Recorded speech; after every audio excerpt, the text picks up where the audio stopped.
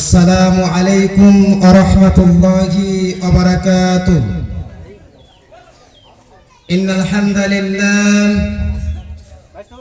الحمد لله نحمده ونستعينه ونستغفر ونعوذ بالله من شرور أنفسنا ومن سيئات أعمالنا.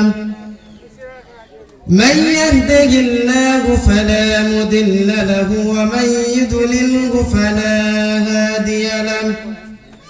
ونشهد أن لا إله إلا الله وحده لا شريك له.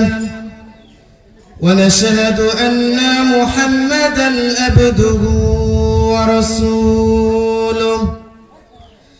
أما بعد فأعوذ بالله من الشيطان الرجيم.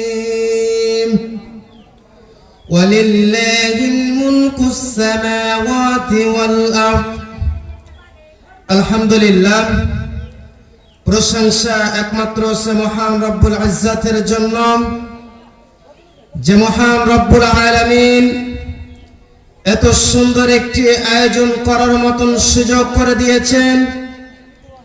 মানুষকে ভ্রান্ত পথ থেকে এই দ্বীনি পথের দিকে আসার জন্য এরকম মজলিস করার মতন সুযোগ করে দিয়েছেন। এই জন্য আমরা সকলেই যে প্রান্তে থাকি না কেন, সকলে অন্তরস্থল থেকে পড়ে আলহামদুলিল্লাহ।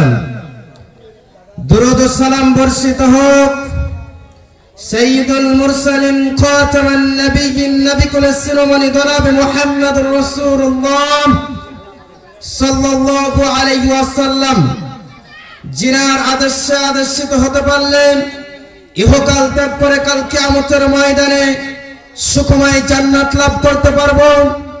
যে নবীর সুপারিশ ছাড়া কাল কিয়ামতের ময়দানে একটি উম্মত জান্নাতের ভিতরে প্রবেশ করতে পারবে না, সেই নবীর প্রতি আমরা সকলে দুরূদ পাঠ করি। আমরা সকলে পড়ি আল্লাহুম্মা সাল্লি আলাইহি আল্লাহুম্মা বারিক আলাইহি। সম্মানিত এলাকাবাসী, আজকে সংক্ষিপ্ত সময়ের ভিতরে বক্তব্যের আলোচনা তাওহীদের গুরুত্ব সম্পর্কে আলোচনা করব ইনশাআল্লাহ। এই যে এত সুন্দর মাহফিলগুলো করা হচ্ছে, ইসলামের সম্মেলনগুলো করা হচ্ছে, এত সুন্দর করে আয়োজন করা হচ্ছে, এই জন্য আয়োজন করা হচ্ছে যাতে করে মানুষগুলো এই যে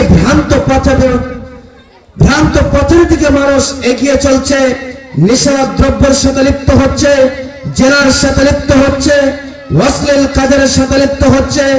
এই ইসলামী সম্মেলনগুলো করার একমাত্র উদ্দেশ্য, এই সম্মেলনগুলো করার একমাত্র উদ্দেশ্য, যে সকল যুবক ভাইরা, যে সকল নারীরা আজকে ভ্রান্ত আকীদার দিকে তারা পথ অগ্রসর হচ্ছে, তাদেরকে ইসলামের দিকে নিয়ে আসা, তাওহীদের দিকে নিয়ে আসা, লা ইলাহা ইল্লাল্লাহর দাওয়াত দিয়ে এই মানুষগুলোকে কিভাবে ইসলামের দিকে নিয়ে আসা যায়, এরকম একটি সুযোগ করে দেওয়ার মতন আল্লাহ রাব্বুল আলামিন এরকম সুযোগ করে দিচ্ছেন।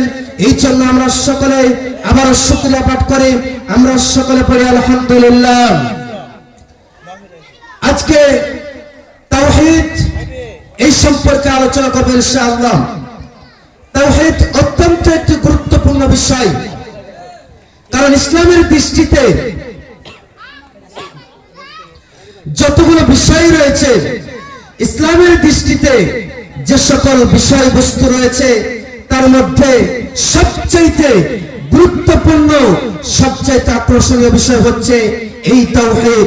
কারণ তাওহীদের গুরুত্ব ইসলামের দৃষ্টিতে এত বেশি, তাওহীদের গুরুত্ব ইসলামের দৃষ্টিতে এত বেশি, যদিও আমাদের বাংলাদেশের ভিতরে এই যে যারা ইসলামী যারা আলেম ওলামা রয়েছে, তারা যদি এই তাওহীদের প্রতি যতটা গুরুত্ব দিয়েছে, তার চাইতে আমার মনে হয় ম্যাক্সিমাম তার চাইতে বেশি, ডবল গুণ বেশি ম্যাক্সিমাম সৌদি আরবে এই তাওহীদের প্রতি বেশি গুরুত্ব দেওয়া হয়েছে। কারণ আরবিয়ান দেশে সবচাইতে তাওহীদের গুরুত্ব বেশি। তারা এই তাওহীদ মানুষকে ইসলামের পথে দ্বীনের পথে, লা ইলাহা ইল্লাল্লাহর পথে তারা মানুষকে আহ্বান করে, দ্বীনের পথে আহ্বান করে। নবী করিম সাল্লাল্লাহু আলাইহি ওয়াসাল্লামকে এই পৃথিবীর ভিতরে প্রেরণ করা হয়েছিল। তার সর্বপ্রথম কাজ যেটা ছিল সেটা হচ্ছে মানুষকে ইসলামের পথে দাওয়াত দেওয়া, মানুষকে ইসলামের দিকে আহ্বান করা।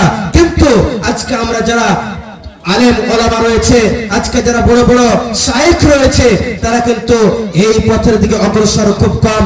তারা কিভাবে একজন আলেমকে, একজন বক্তাকে মাটির সাথে তার সম্মানকে ধুলায় মিশিয়ে দেওয়া যায়, এই দিক নিয়ে আমরা পড়ে আছি।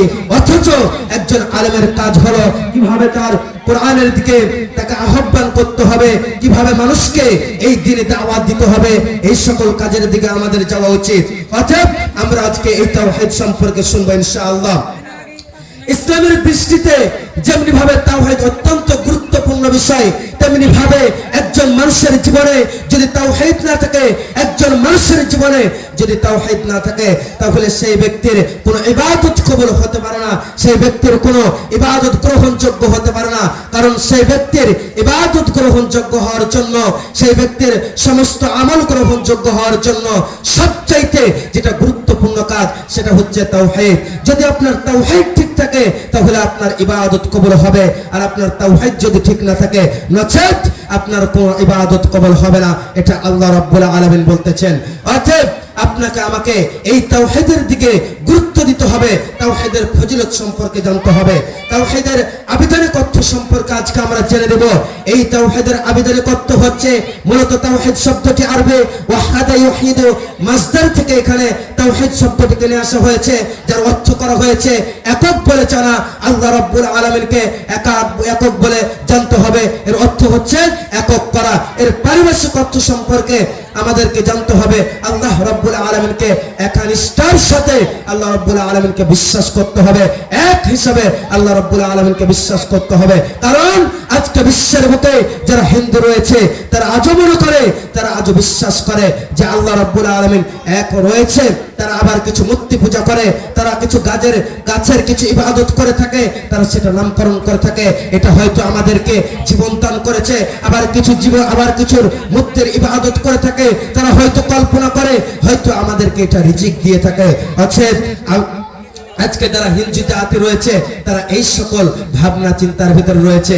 কিন্তু আমরা যারা মুসলিম জাতি রয়েছি তারা আমরা জানি এক আল্লাহ রাব্বুল আলামিন ইলাহ হিসাবে রয়েছে। কারণ আল্লাহ রাসূল সাল্লাল্লাহু আলাইহি ওয়াসাল্লাম, নবী করিম সাল্লাল্লাহু আলাইহি ওয়াসাল্লাম মক্কার মুশরিকের বিরুদ্ধে, মক্কার কাফেরদের বিরুদ্ধে কেন যুদ্ধ করেছিলেন? এই মক্কার কাফেররা পর্যন্ত এই তাওহীদকে